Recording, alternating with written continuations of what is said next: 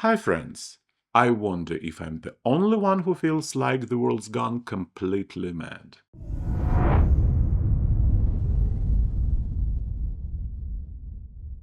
The British company Mozy decided to figure out exactly what modern technologies have been killed over the past 30 years.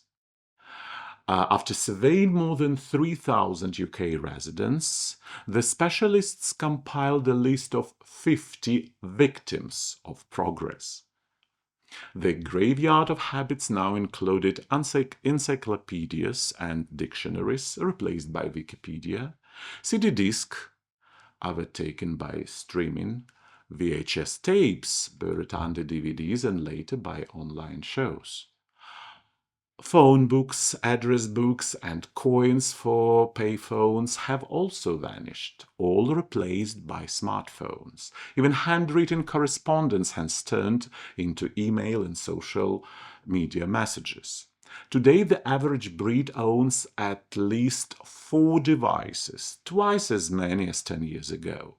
And 6 out of 10 respondents admitted that technology has made their lives rich and helped them find a better home-work balance. But there is a downside. Mozy representative Claire Gallois-Alc reminded everyone that too much dependence on gadgets may be costly.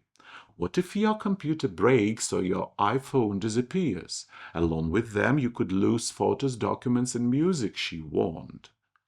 That's why the company urges people to keep backups of everything valuable in the cloud. To sum up, technology has indeed made life easier, but also it made it more fragile.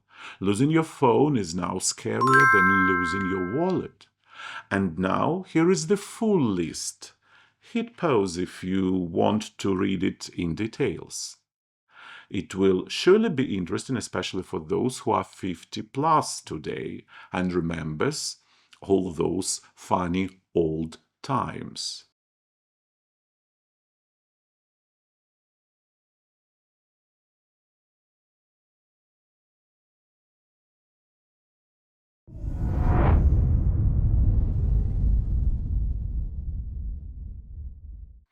And here comes Marcia, the 48-year-old star of the evening.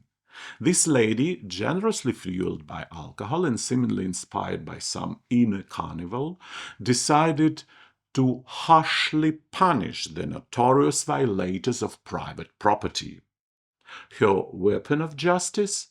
A roll of toilet paper. Yes, while some people hone the hacking skills, Marcia arms herself with the mightiest weapon of the supermarkets. But the main spectacle is her outfit.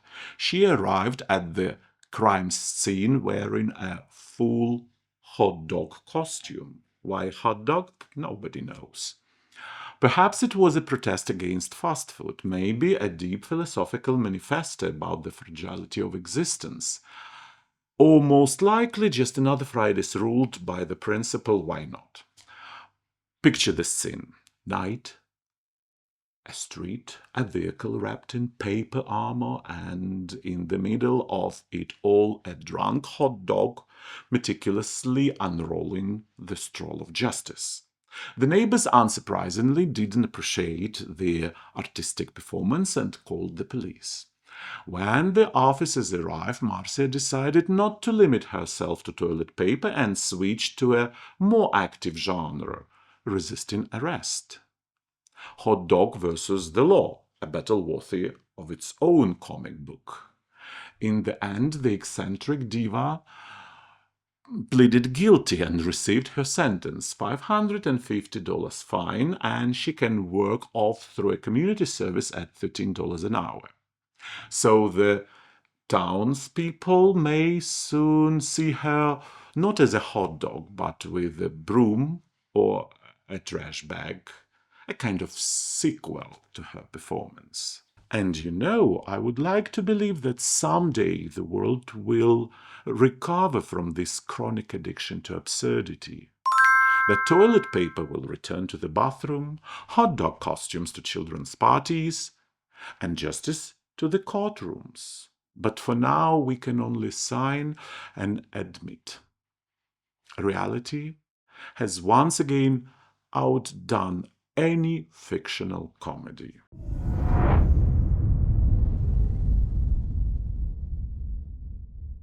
Microbiologists from Leeds have made a sensational discovery. A toilet lid is not just a lid, it's practically Captain America's shield in the battle against stomach flu. Scientists warn, if you don't lower the lid before flushing, you risk launching a real firework show in your bathroom, except instead of sparks, you get a cloud of germs. According to microbiologist Mark Wilcox, the flush produces droplets that shoot up to 25 centimeters into air and can linger there for up to an hour and a half. Yes, while you are peacefully sipping tea in the kitchen, your toilet is busy conducting biological endurance tests on your immune system. This viral cloud then settles in the most convenient places on the floor, the walls, and of course, the flush handle. So you definitely won't leave your loo without a souvenir. Scientists clarify that with the lid closed, some germs still escape, but thankfully they don't rise above the toilet height. In other words, as long as you are not have the habit of hugging your toilets, you'll be fine. Thus, a simple hand movement, closing the lid, can save you from norovirus, commonly known as stomach flu. Essentially, lowering the lid is a new form of self-care, akin to washing hands or refraining from sneezing on the neighbors in the bus. Microbiologists now hope that humanity adopts this habit. After all, it turns out superheroes don't always wear caps. Sometimes they just gently close the toilet lid.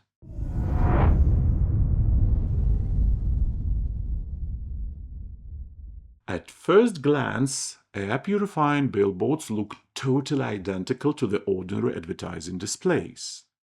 But they hide an impressive feature inside itself, an integrated air purification system. Essentially, they work like industrial filters on factory chimneys. They draw in polluted air, passing it through purification units, and release it back into the environment already fresh, as if it had just taken a walk through a forest. Even more impressive, the system enriches the air with oxygen, allowing a single billboard to perform the work of 1,200 trees and provide clean air for roughly 5 residential blocks. It's no surprise that the first to show interest were the authorities of the world's most polluted cities, including Lima and Mexico City. For megacities suffocating in smoke, such devices are the real lifesaver. We cannot help but sincerely praise the creators for their incredible creativity. This idea of combining ordinary advertising with genuine environmental care is a true breakthrough, uniting business and nature as a single structure. The concept is brilliant in its simplicity. The billboard is already standing, so let it go not only for brands, but also for people's health. I truly hope this technology doesn't remain a rare experiment. Let such billboards appear in every country and in every city, so that the air we breathe becomes cleaner day by day. If every advertising board in the world purifies the air, cities could finally breathe freely. What do you think about it? I'm really curious to hear your thoughts, my friends. Share them down in the comments. I'll be reading them all.